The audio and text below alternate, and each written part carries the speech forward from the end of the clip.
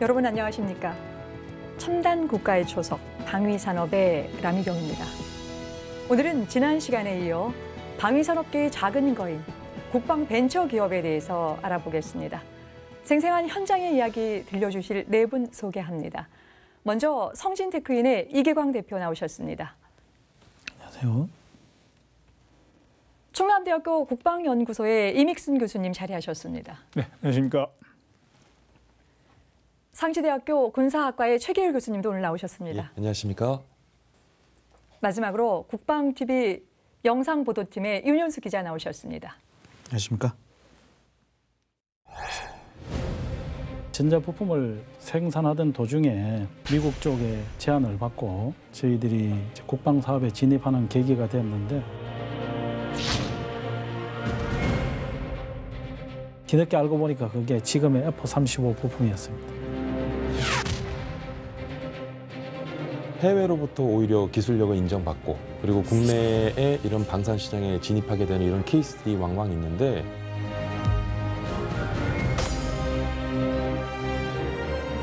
경험도 없고 규모가 작다는 이유로 사실은 배제가 되었었습니다.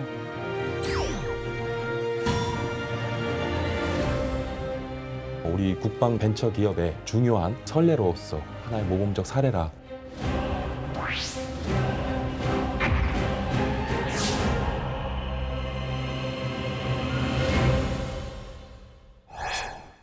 오늘 이제 이계광 대표님을 이제 모셨기 때문에 이제 궁금한 사안이요.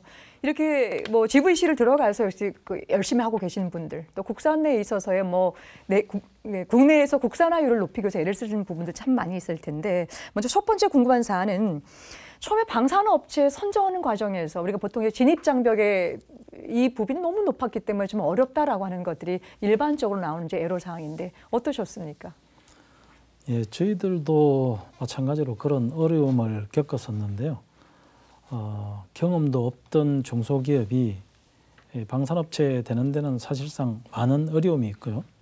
저희 같은 경우는 국내에서 국방의 경험도 없는 상태에서 미국의 첨단 비행기의 부품을 개발할 즈음에 한국 국내에서는 지금의 현재 수리온이라고 불리는 한국형 헬리콥터 KHP 사업단이 구성이 되어서 전국의 각 구성품 국산화를 위한 업체 선정 과정을 거치게 되었고요. 저희들도 그 과정에서 프로포즈를 했었는데 회사가 경험도 없고 규모가 작다는 이유로 사실은 배제가 첫 번째 되었었습니다. 그래서 제가 그때 당시에 해외 출장 중이었었는데 회사에서 바로 공항에서 회사로 와서 제가 그때 당시에 그 수신처를 국방장관으로 해서 저희들이 현재 미국의 최첨단 비행기의 부품을 개발 중인데 회사가 작고 경험이 없다는 이유로 심사에서 배제된 것은 부당하다고 해서 제가 한번 공문을 제시를 했었고 그 이후에 국방부에서 저희 회사를 방문도 해주고 저도 가서 또 방문해서 미국의 사업을 하게 된 계기, 그다음에 사업 범위, 기술의 특징 이런 부분에 대해서 1차 조사가 있었습니다. 그 이후에 저희들이 신청했던 품목이 헬리콥터의 조종 시스템 전반은 국산화가 가능하다라고 결론이 나서 저희들 때문에 그 수리온 헬리콥터의 조종관 파트만 별도로 또 전국에 공지를 해서 다른 아이템과 똑같이 복수로 업체를 선정하게 되었고 거기에서 저희들이 기술 점수의 우위로 인해서 저희들이 1순위로 선정이 되었었습니다. 그 과정에서도 모든 중소기업이 똑같이 느낄 텐데 회사에서 기술은 우위일지 몰라도 조직이라든지 환경, 설비가 열악했기 때문에 심사위원들 간에도 아마 논란이 분분했던 것 같습니다.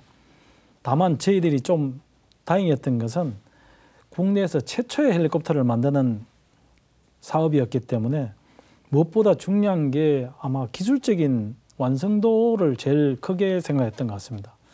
그 이유로 인해서 다행히 저희들이 개발업체로 선정이 되었고 방위산업체로 공식 지정까지 되게 된 계기가 됐습니다. 그렇군요. 윤 기자님, 이제 보통 이게 그 국방 벤처 기업들 아니면 방산의 중소기업체들이 이렇게 업체 선정하는 것이 지금 실제 한 사례를 들어서 이렇게 어려움을 좀 이렇게 그 토로하고 있지만 어때요, 보통은? 네, 중소업체 분들을 좀 많이 만나 보면 그런 말씀들을 좀 많이 하십니다. 좀 방사청이나 뭐 여러 이제 관계자 분들께서 좀 전문가가 좀 같이 좀 대화를 했으면 좋겠다라는 말을 좀 많이 하시거든요. 그 방사청 관계자분들께서는 좀 자주 인원이 좀 자주 좀 변하는 경향이 있어서 그게 좀 단절되는 부분이 있다라는 말씀들을 좀 하셔가지고 뭐 제 생각 같아서는 앞으로 좀 그런 전문가 집단이 좀 그 방사청이나 뭐 기품원 뭐 지금도 잘하고 계시겠지만 그런 분들께서 이런 그 민간 중소벤처업체 분들과 같이 유기적으로 그런 협업해서 그런 대화하는 소통의 창구가 좀 되었으면 좋겠다라는 생각이 들고요.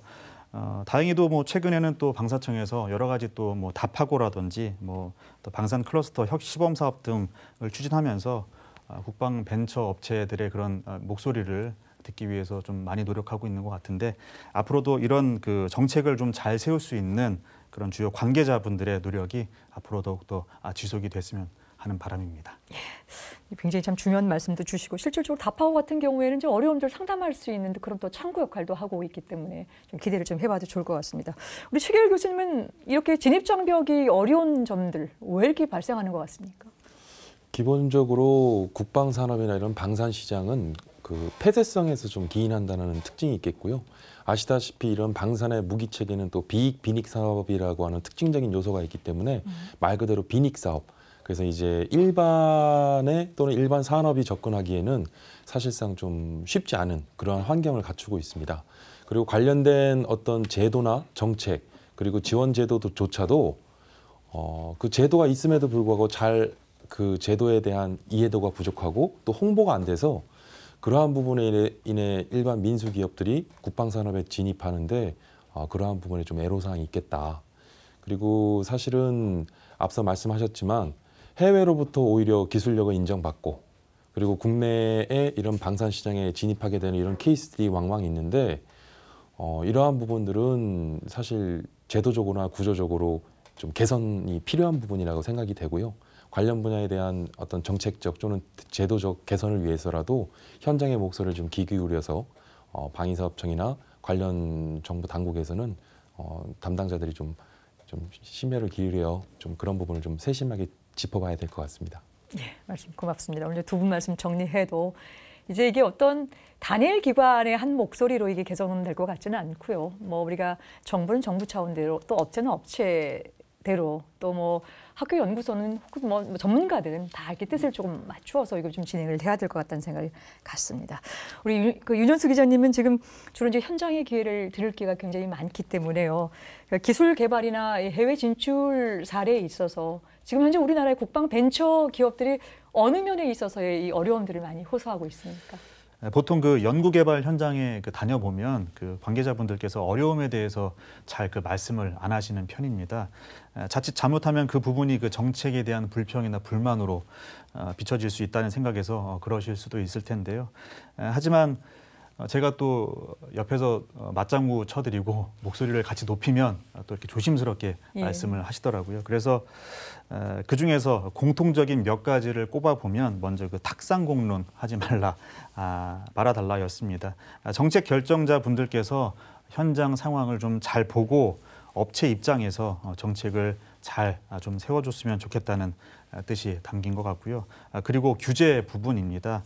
민간에서는 당연히 가능한데 국방에서는 여러 가지를 이유로 또 규제가 심하다고 말씀들을 많이 하시는데 보안은 철저히 지키되 불필요해 보이는 각종 규제에 대해서는 철폐해 줬으면 좋겠다는 게 업체들의 희망사항 중 하나였습니다. 그리고 아까 말씀을 또 해주셨는데요. 성실하게 연구 개발하다가 실패하는 것은 성공을 위한 통과 의뢰로 봐줬으면 하는 바람입니다. 이런 점들까지 방산 비리로 매도를 한다면 개발자들의 그 사기 저하로 이어질 수 있기 때문인데요. 이런 부분은 국내 혁신적인 기술 개발은 물론 해외 수출과도 직결될 수 있을 만큼 세심한 주의가 필요해 보입니다. 그리고 마지막으로 제가 제안 사항을 좀 드리면요. 국방부는 매년 국방부 장관님께서 주관으로 방산업체 주요 대표들과 만나서 대화를 나누는 비공개 간담회를 마련을 하고 있는데 여기에 참석하는 대표님들을 보면 국내 체계업체 대기업 중심입니다. 그래서 여기에 더해서 전국의 유망한 국방 중소벤처 기업이 있다면 기업을 선정해서 국방부 장관님과의 대화를 좀 매년 개최하고 소통하는 것도 혁신을 위해 그리고 히든 챔피언 기업을 키우기 위해서 좋은 방법이 아닐까 생각을 하고요.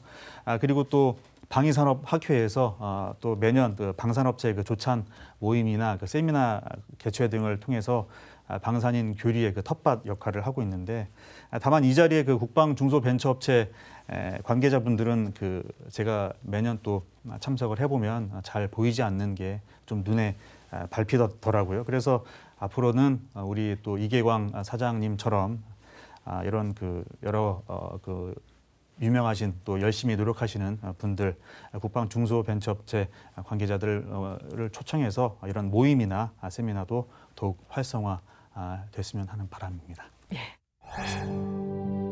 경험과 정보 부족으로 기술 개발이나 수출에 어려움을 겪는 국방벤처 기업들.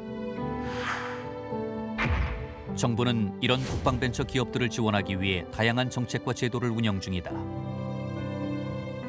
가장 대표적인 정책은 중소기업의 창조적인 아이디어를 국방 분야에 적용할 수 있도록 지원하는 국방벤처 지원 사업이다. 중소기업이나 벤처기업이 국방 분야에 적용할 수 있는 기술이나 제품을 개발할 경우 총 연구비의 75% 범위 내에서 최대 3억 원을 최장 2년 동안 지원한다. 이와 함께 글로벌 방산 강소기업 육성 사업 역시 주목할 만한 정책이다. 이 사업은 수출 가능성이 높은 무기체계의 부품이나 관련 기술을 개발하는 중소기업에게 총 사업비의 75%까지 최대 30억 원을 지원하고 있다.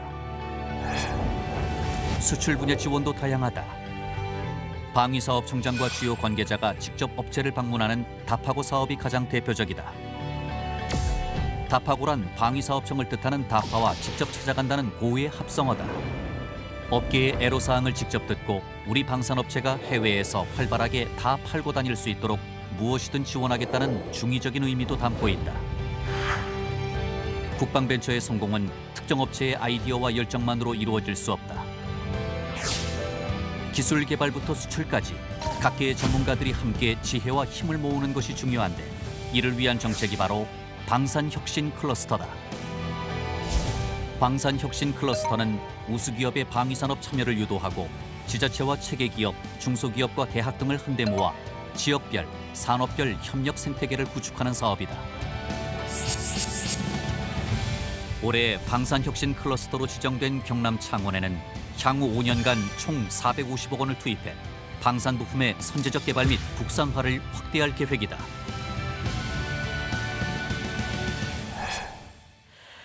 오늘 이제 성진 테크인을 중심으로 해서 이제 글로벌 가치 사슬의 중요성에 대해서 자세히 좀 알아봤는데 시청자 여러분들은 좀 이해가 어떻게 됐는지는 잘 모르겠습니다. 그런데 안타깝게도 최근에는 코로나19 사태 때문에 혹은 또 지금 미국과 중국의 무역 갈등 때문에 이 글로벌 가치 사슬 자체가 크게 이제 위협을 받고 있는데요. 과연 이제 이런 상황을 돌파할 수 있는 이런 또 현안, 또 지혜가 지금 필요한 시점인데 오늘 모신 교수님들한테 좀 의견을 좀 듣겠습니다. 이번에 먼저 최길 교수님 좀 의견을 좀 주시죠. 예, 우리 대한민국 방위산업 중소벤처기업들의 또 담비와 같은 소식이 있었습니다. 지난 6월 4일 방위사업청에서는 국내 방산 중소벤처기업들의 자생력을 갖추고 그리고 지원 육성하는 차원에서 방산 중소벤처기업 협회를 설립 인가를 내주었습니다. 갓 걸음마 단계이긴 하나 우리 방산 중소벤처기업들이 겪고 있는 고충사항이나 가장 시급하고도 또 필요한 제반 사항들을 이 협회를 통해 지원받을 수 있게 된다고 하니 참 다행스러운 일이 아닐까 생각이 좀 들고요. 사실 그동안 한국방위산업진흥회를 통해서도 방산 중소벤처기업을 위한 다양한 역할과 기능도 있었지만 아쉽게도 그러한 기능이나 역할이 좀 제대로 수행되지 못한 측면이 있어 중소벤처기업들이 자발적으로 협회를 구성하게 된 배경이 있었습니다. 앞으로 엄중한 코로나19 사태와 그리고 무역 갈등 등의 제약도 있지만 이러한 방산 중소기업 협회를 통해서 체계적인 지원과 그리고 소통의 창구가 마련된다고 하면 앞으로 또 방산 중소벤처기업들의 또 밝은 미래를 또 내다볼 수 있지 않을까 싶고요. 그리고 현재 방위사업청의 1822 방산 육성 기본 계획에서도 유망 중소벤처기업을 육성하겠다라고 하는 과제를 중요 정책 과제로 담고 있습니다. 따라서 실질적인 국방 벤처기업을 위한 정부의 지원 제도나 정책에 있어서도 우리가 다시 한번 기대를 걸어봐야 되지 않을까 싶습니다. 예, 말씀 고맙습니다. 이번에는 우리 임 교수님께서. 네. 예. 사실 이런 어떤 그 팬데믹 상황이 옛날에 왔었다. 뭐 이런 시기도 있었잖아요. 사스도 있었고 메르스도 있었고 여러 가지 그런 비슷한 상황이 있었는데 그때 당시에는 아주 일정 부분에 어떤 부정적인 영향을 미치고 그리고 바로 이제 극복이 되고 그랬는데 이제는 이런 그 어마어마한 파도가 몇 단계 겹쳐서 굉장히 큰 규모로 다가오다 보니까 이제는 다시 과거로 그대로 회귀하기란 너무 어렵지 않느냐 이런 얘기를 하는 거죠. 이런 그 높은 파고에 제일 힘들게 닥치고 그걸 해결해 나가야 될 그런 기업들이 국방 중소벤처기업들입니다. 대기업들은 끄떡없어요. 사실은 중소기업에 비해서. 연구를 하다 보니까 삼성 같은 경우에는 벌써 2018년에 일일 이 부품 공급망 확인 시스템을 갖춰놨어요. 그 일일 시스템으로 갑니다. 오늘 부품이 어떻게 움직이고 오늘 소요에 맞는 부품이 공급되느냐, 어떤 절차를 거쳐서 되느냐 하는 것을 벌써 2018년에 구축을 완료했어요. 그러니까 이런 어떤 그 팬데믹 상황이 오더라도 그런 이 부품이 문제가 생겼을 때 어떻게 대처해야 될지에 대한 그런 이 대비를 하고 있다는 거예요. 뭐 잘 알려진 사실이지만 작년에 일본이 어떤 이 휴대폰 부품 만드는 데 있어서 무역 제재를 할 때 어떻게 그것을 극복하느냐에 대한 이 절차들을 보셨잖아요. 이재용 회장이 일본도 달려가고 뭐 그다음에 부품망 공급선을 다양화한다든지 또는 뭐 자체 국산 국내 업체들을 육성한다든지 뭐 여러 가지를 해서 극복을 했단 말이죠. 예. 대기업은 그렇게 극복이 가능합니다. 그럼 국방 중소기업들은 안 됩니다. 그래서 이런 어떤 이 팬데믹 상황이라든지 또는 이제 미중 무역 갈등으로 인한 갈등이 고조됨에 따라서 앞으로 혹시 모를 GBC의 어떤 그런 더 많은 붕괴 내지는 어떤 이 재편 이런 시기를 맞아서 우리 국방 중소 벤처 기업들은 이 중소기업들이 이용할 수 있는 시스템들이 사실은 있어요. 있는데 이제 활용을 못하는 거죠. 요즘 개발된 어떤 그런 시스템들도 있고 또 이 적은 예산으로 지원을 받을 수 있는 것도 있습니다. 그래서 요즘 이제 클라우드 컴퓨팅이 유행인데 클라우드 기반한 서플라이 체인 매니지먼트라는 어떤 그런 툴도 있거든요. 그래서 그런 것들로 내가 필요한 부품들은 어떻게 생산하고 어떻게 조달할 것이냐. 물론 이제 우리 이계광 사장님 같은 경우에는 많은 부품들을 거의 다 혼자 만드세요. 근데 그렇게 할 수 없는 기업들이 많거든요. 왜냐하면 내가 다 못 만드는 부품들이 있으니까 그건 어차피 또 조달을 해야 되는데 그 조달하는 부품이 끊어졌다면 내가 최종적으로 만드는 부품은 못 만드는 거잖아요. 그럼 제품으로 내놓을 수가 없으니까 그런 위기 상황에 대비한다면 그런 어떤 이 서플라이 체인 매니지먼트라는 툴 이런 것들을 구비를 할 수 있는 그런 시스템을 이용하는 방법도 고려해 볼 수 있지 않을까 이렇게 생각합니다. 예, 말씀 잘 들었습니다. 이제 최근에 나온 기사를 보니까요, 성진 특허인이 방위산업 분야에서 쌓은 기술을 바탕으로 해서 새로운 민수 분야에 이제 도전한다는 이제 소식이 있었습니다. 이제 이 대표님 정말 이제 반가운 소식인데요. 이제 구체적으로 어떤 내용인지 좀 소개해 주시고요.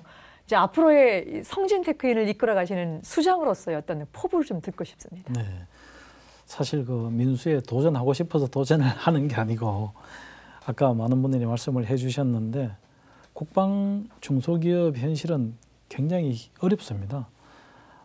왜냐하면 제가 미국에서 F-35용으로 납품하는 스케줄을 받아봤는데 F-35 같은 경우는 연간 첨단 전투기 생산 대수가 200대에서 300대에 넘습니다. 그 정도를 300대를 넘는데 한국에서 200~300대 같으면 10년을 생산하게 됩니다. 그래서 체계업체 같은 경우는 뭐 1년에 20, 30대를 받더라도 충분한 매출이 되지만 중소기업 같은 경우는 한 프로젝트에서 20, 30억밖에 되지 않는 경우가 허다합니다. 결국은 정부에서 개발비를 100% 지급을 한다 하더라도 연구원들에 대한 개발에 대한 비용이지 대표이사나 행정직을 위해서는 지급되는 게 없기 때문에 회사를 유지하기 위해서는 어쩔 수 없이 또 새로운 개발을 해야 되거든요. 결국 기존에 있는 인원 외에 민수 개발을 하기 위해서 새로운 인력이나 자금을 별도로 투입할 수 없는 중소기업 입장에서는 결국 한 사람이 1인 3역, 5역을 해야지만 유지를 할 수가 있는 입장입니다. 그래서 저희들도 마찬가지로 민수 분야에 어쩔 수 없이 이제 개발을 추진하게 되었고, 잘 아시다시피 반도체가 발달이 되면서 우리가 사용하는 일상생활에 있는 전자기기들이 굉장히 소형화되면서 성능은 훨씬 더 빨라지고 있는데, 그 전자기기를 구성하고 있는 핵심 부품인 반도체 부품은 자체의 내력은 또 상대적으로 낮아지고 있거든요. 그래서 낙뢰나 갑자기 유입되는 과독성 이상 전압에 의해서는 전자기기들이 일찍 망가지거나 데이터 손실이 사실은 장비의 손실보다 더 큰 결과를 초래하거든요. 그래서 저희들이 그 부분에 국방 분야에서도 군 현대화 사업, 전술장비 현대화 사업 이런 쪽에 많이 투입이 되고 있는데, 결국은 그 부분 역시도 낙뢰로부터 안전할 수 없거든요. 그 부분에 착안해서 저희들이 민군 겸용으로 사용할 수 있는 낙뢰 보호 장치를 만들어서 현재 판매하고 있고요. 신규 개발 추진 중인 사업으로는 그 신재생 에너지 관련해서 새로운 소재를 이용한 배터리 개발을 하고 있습니다. 그래서 리튬 계열의 배터리가 현재 고온이라든지 저온에서는 수명 저하나 동작을 하지 않는 문제들이 많이 있는 부분을 해결하기 위해서 저희들은 슈퍼 캐피시터 쪽으로 방향을 잡고, 저희들이 목표 시장은 배터리 문제가 굉장히 취약한 고온 환경의 중동 지역을 저희들은 공략의 대상으로 삼아서 한번 중동 지역에서 승부를 해볼 목표를 가지고 있습니다. 그러시군요. 국방 분야에서 쌓은 기술과 경험으로 민간 분야에서 새로운 사업 영역을 개척하는 것이 아마 모든 방산업체들이 가지고 있는 꿈일 텐데요. 우리가 이제 보통 이제 스핀온, 스핀오프, 스핀업까지 해서 이제 민군의 겸용 기술이라고 하는 것이 이제 이렇게 그 중소 이 방산 업체들 또 국방 벤처 업체들이 좀 이제 진행을 앞으로 이제 해나갈 부분인데요. 아무쪼록 다른 국방 벤처 기업에게도 희망을 줄 수 있도록 좋은 성과 기대하겠습니다. 오늘 네 분 말씀 잘 들었습니다. 고맙습니다. 획득 비용이 예를 들어서 30%를 차지한다 그러면은 운영 유지 비용은 70% 이상으로 비용이 들 정도로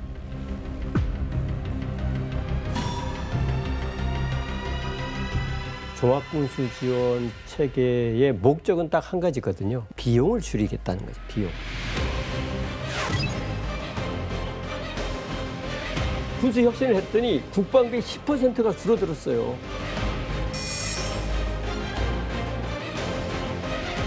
비용이 적게 들어가고 있다는 거죠. 가동률이 높다는 거죠.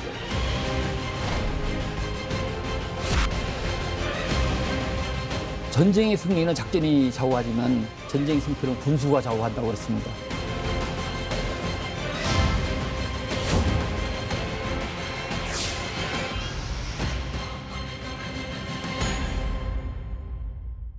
여러분께서는 지금 첨단 국가의 초석, 방위산업과 함께하고 계십니다. 훌륭한 무기체계의 기준은 종류와 사용 목적에 따라 달라지겠죠.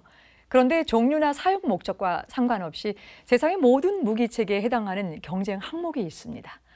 그것이 바로 종합군수 지원체계인데요. 오늘 전문가 두 분 모시고 좀 더 자세한 내용 알아보겠습니다. 충남대 종합군수체계연구소장을 지내셨던 이후 박사님 모셨습니다. 박사님 무척 오랜만인데 어떻게 지내셨나요? 예, 저는 뭐 드론 만드는 일에 제 2의 인생을 보내고 있습니다. 예, 그러시군요. 대전대학교 군사학과의 천상필 교수 모셨습니다. 우리 청 교수님께서는 공군도 복무하시면서 다양한 경험을 좀 하셨기 때문에 오늘 좀 다양한 이야기 조금 기대해 볼 텐데요. 어떠신가요? 예, 제가 공군의 그 군수 현장, 특히 정비 보급 관리 부분에 많이 근무를 했기 때문에 그 부분에 30년 이상 근무를 했습니다. 그 부분에 대해서 중점적으로 ILS 중요성에 대해서 강조하고 싶습니다. 예, 오늘 많이 기대하겠습니다. 먼저 이제 천상필 교수님께 좀 드리는 질문은요. 저희가 종합군수 지원 체계 보통 일반적으로 많이 알려진 개념이 아니기 때문에 저희 쉽게 설명하기 위해서 이제 방위 산업의 AS다라고들 이제 보통 일컬고 있는데 맞습니까? 예, 맞습니다. 예. 그럼 이제 종합군수 지원 체계 이제 어떤 개념인지 우리 시청자들에게 쉽게 조금 이해를 좀 시켜주시면 고맙겠습니다.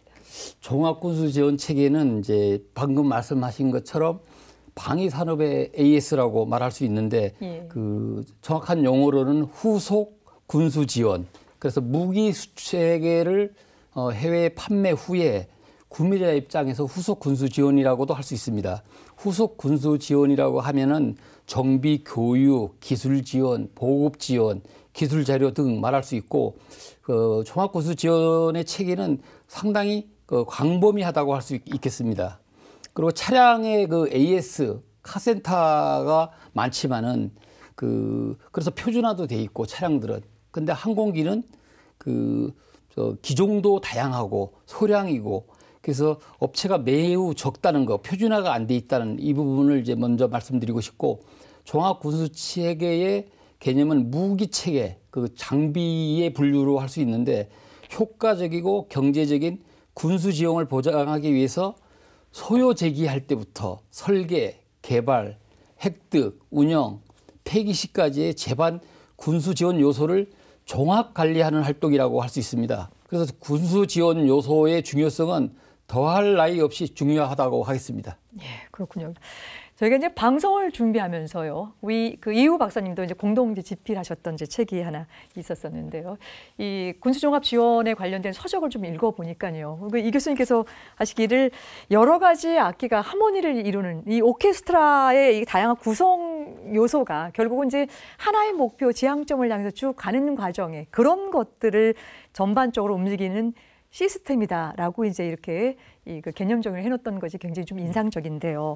이제 그렇다고 한다면 구성 요소가 얼마나 다양하기에 정말 오케스트라라고 하는 그런 것들을 이렇게 도용을 해서 말씀을 하셨는지 궁금합니다. 네, 그 종합군수 지원 체계의 목적은 딱 한 가지거든요. 예. 비용을 줄이겠다는 거죠. 비용, 운영 비용을 줄이겠다는 게 이제 목표입니다. 그런데 운영 비용을 어떻게 줄이느냐? 11개 요소가 있습니다. 군수 지원에는 11개 요소가 있는데 이를테면 이런 거죠. 예를 들어 비행기다. 그럼 정비는 어떻게 할 거냐? 네? 야전 정비를 할 거냐? 창 정비를 할 거냐? 또 필요에 따라서 부품은 또 어떻게 정비 개념을 가져갈 거냐? 당연히 필요하겠죠. 그다음에 시설하고 장비는 뭐 마켓에서 살 수 있는 장비도 일부 있겠습니다만은 그 비행기에 맞는 장비를 따로 만들어야 될 경우가 대단히 많아요. 특수 장비들이죠. 이제 그런 장비도 준비가 돼야 정비가 되는 거겠고요. 그다음에 정비에 관련된 시설도 준비가 돼야 되겠죠. 그죠? 그다음에 이제 보급 분야로 넘어가면 과연 보급에 관련된 여러 가지 시설들이 또 필요할 거라고요. 그리고 이제 그 무기 체계를 어떻게 포장할 건지 또는 이동할 때는 어떻게 이동할 건지 뭐 이런 여러 가지 것들이 다 이제 그 저장은 어떻게 할 건지 그죠? 수송 수단은 뭐 어떻게 비행기로 할 건지 자동차로 할 건지 이게 다 설계 과정에서 고려가 됩니다. 그래서 예를 들어서 그 이동하려면 뭐 어디 그 접점이 있어야 될 거 아니에요. 그런 것도 다 그 어떤 수단으로 이동할 거에 맞게 그렇게 설계가 들어가야 되지 않습니까? 이런 것들이 다 군수 지원에 해당되는 거고요.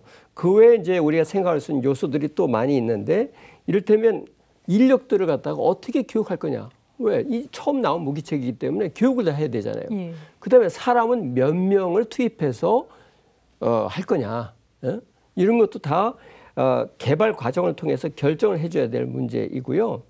그다음에 이제 그 뭐 기술 규범이라든가 자료 같은 것도 다 이제 운영 과정에 필요한 것들이니까 그건 또 어떻게 준비할 것이냐 하는 것이 또 중요한 요소이고요.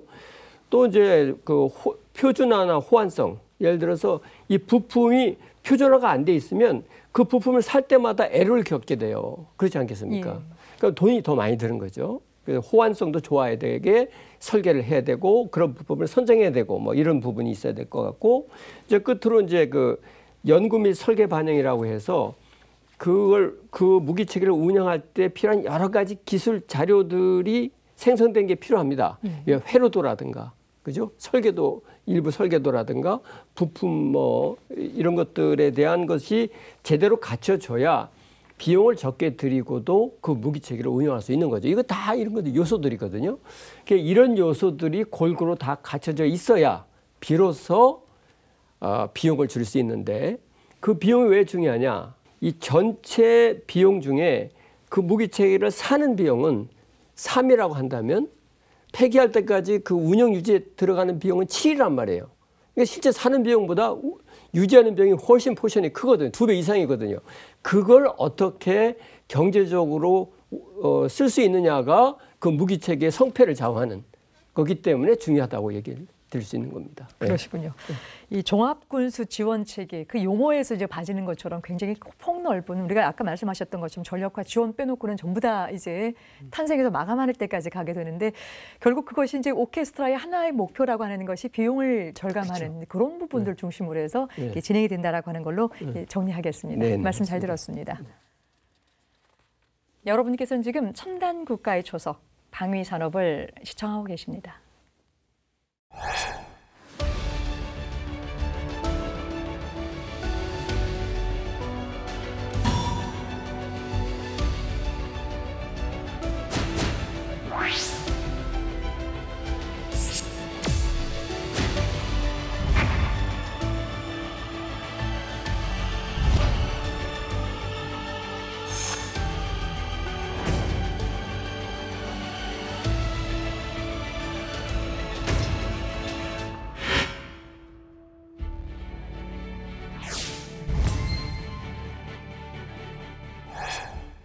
첨단 국가의 초석 방위산업.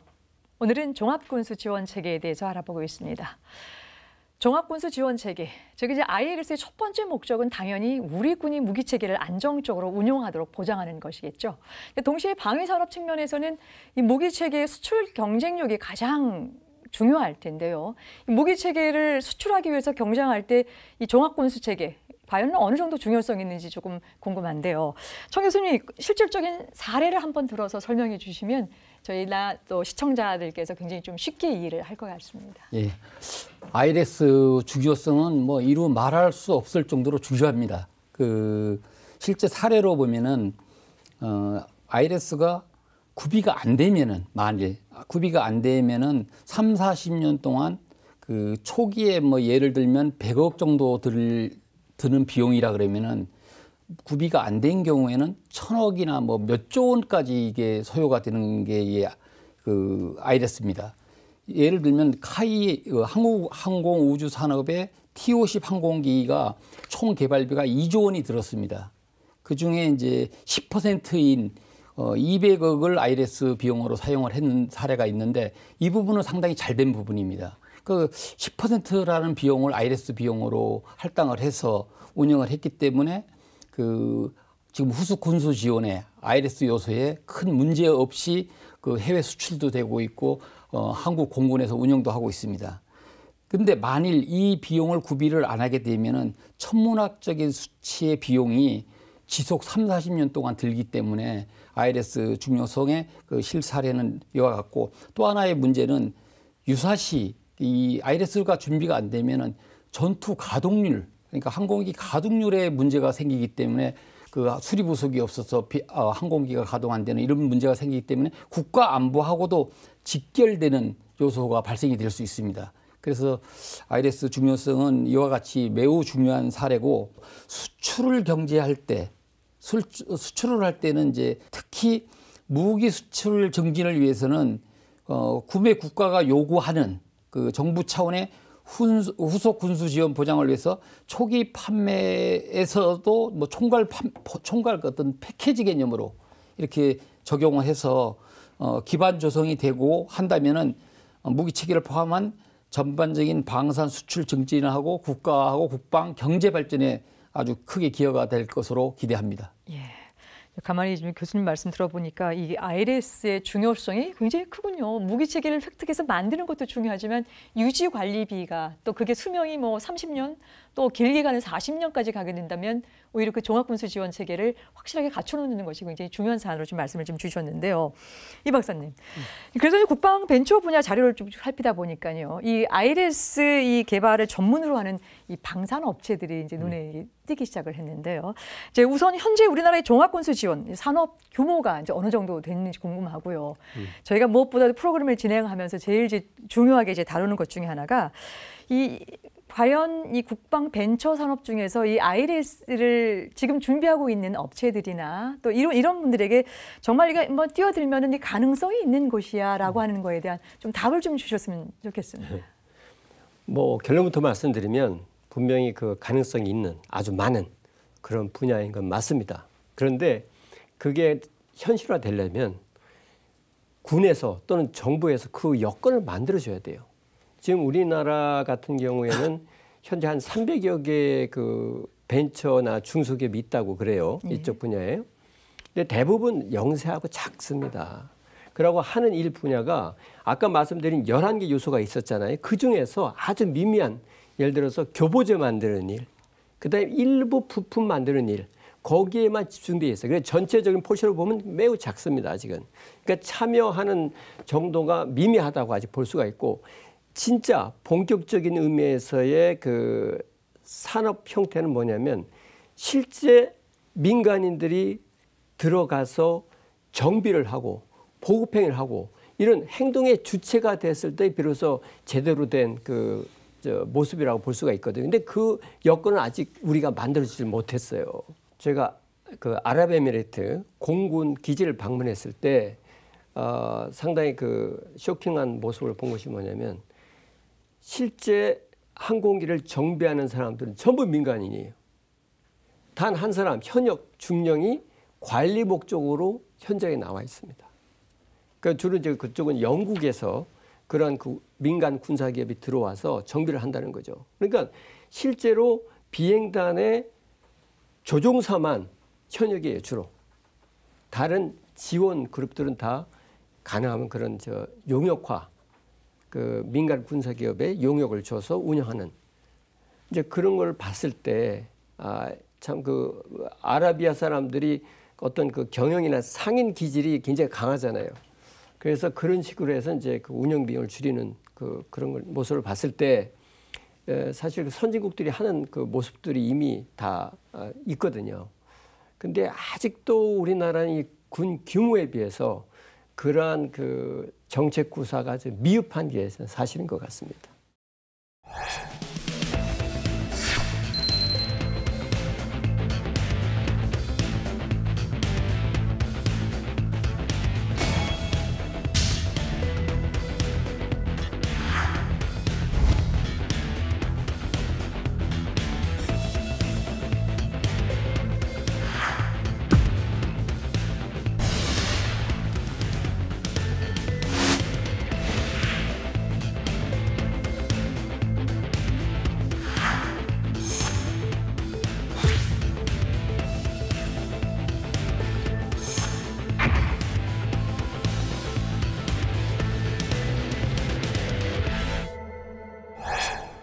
첨단 국가의 조속 방위 산업. 저희가 이제 약속된 시간이 다 돼서 좀 내용을 서서히 정리해야 할 것 같습니다. 천 교수님, 이제 무기 체계를 개발하는 방위 산업은요, 이제 수요도 한정적이고 또 거기에다가 보안이나 수출 규정도 상당히 좀 엄격하고 있고요. 특히 이제 사업자의 입장에선 민간 산업에 비해서 굉장히 어려움이 많다라고 하는 것이 이제까지 여러 이제 업체들에서 나온 이제 소리입니다. ILS의 경우는 어떤지 좀 궁금하고요. 우리가 이제 민간 제품에서 이 AS라고 얘기했었던 것이 이제 방위 산업에서 지금 결국 종합군수 지원 체계라고 하는 것이 존재한다고 한다면 이게 지금 민간과 이 방산과의 좀 차이가 있을 텐데요.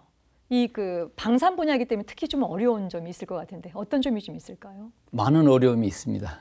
그 ILS 이제 부분에 예를 들어서 자동차 AS를 예를 들면은 자동차는 지금 부품도 한 2만여 개 정도지만 항공기 같은 경우는 23만 개 이상입니다. 23만 개 이상이고 아이데스 소량 다품종이고 다수 소기업을 가지고 있고 글로벌로 또 분산돼 있고 또 대체 호환성이 없습니다. 대부분이 유일하게 쓸 수 있는 기종별로 다양한 기종에 의해서 그걸 쓸 수 있기 때문에 이런 그 관리하는 부분이 상당히 어려움이 있는데 그리고 또 하나는 해외에서 무기를 할 때 기술 이전이라고 그러죠. 기술 이전을 잘 안 해줍니다.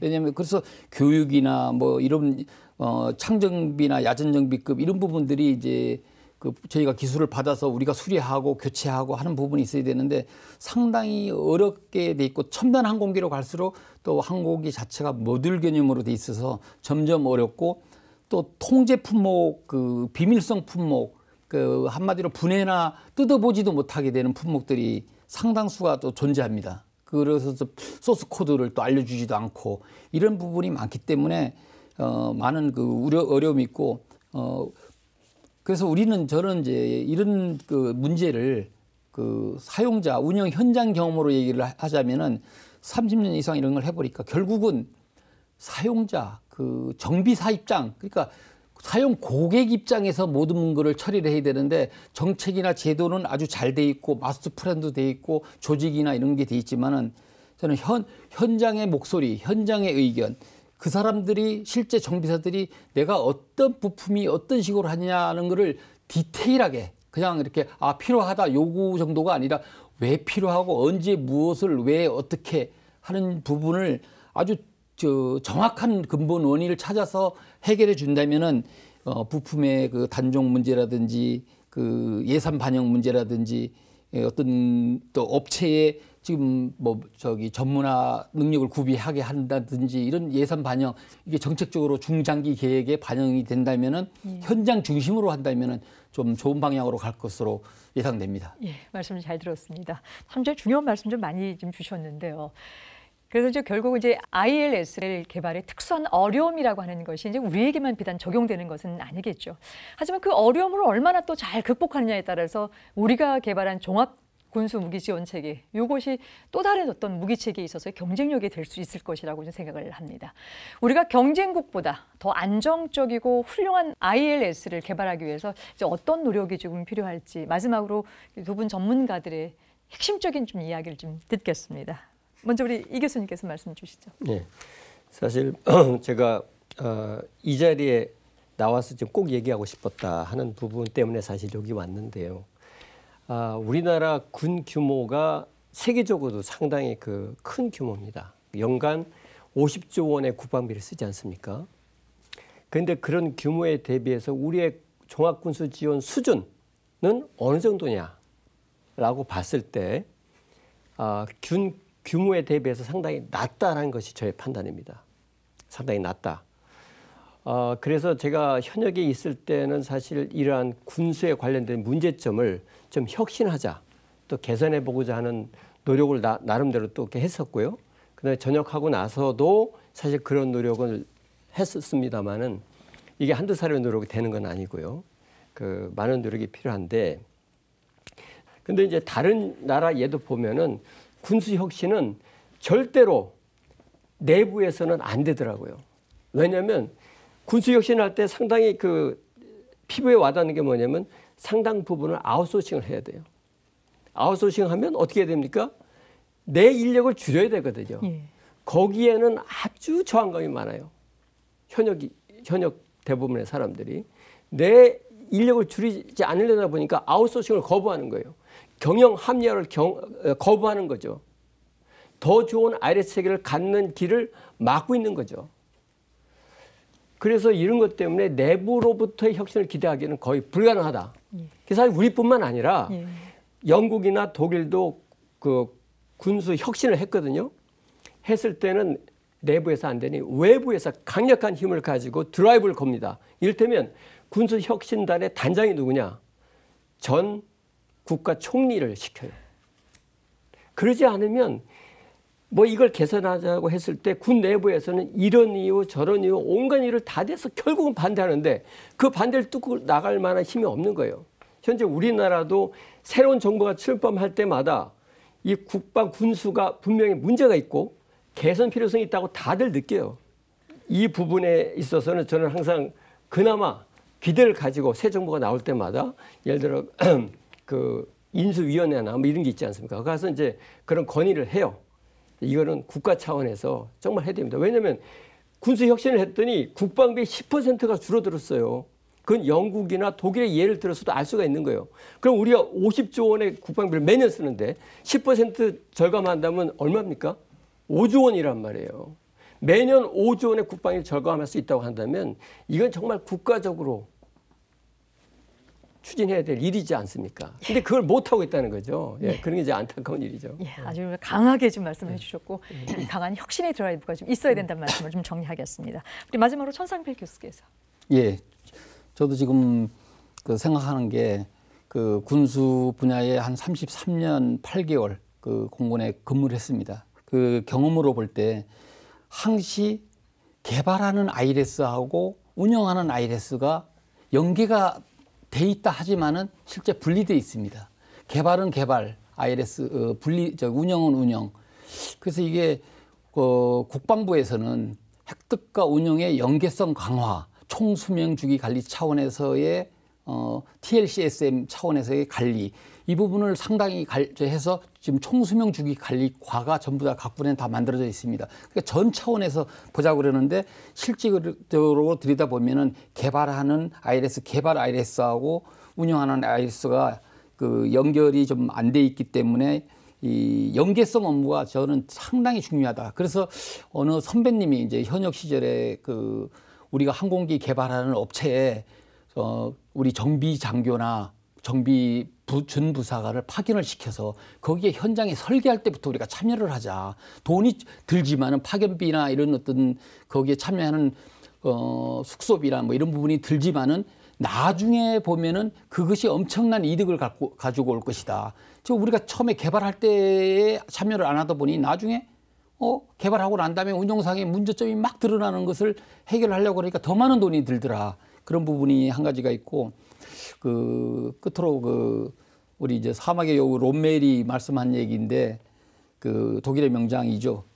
전쟁의 승리는 작전이 좌우하지만 전쟁의 승패는 군수가 좌우한다고 그랬습니다. 그러니까 군수의 좌우의 ILS 요소, 종합군수 지원 체계는 매우 중요하다고 하겠습니다.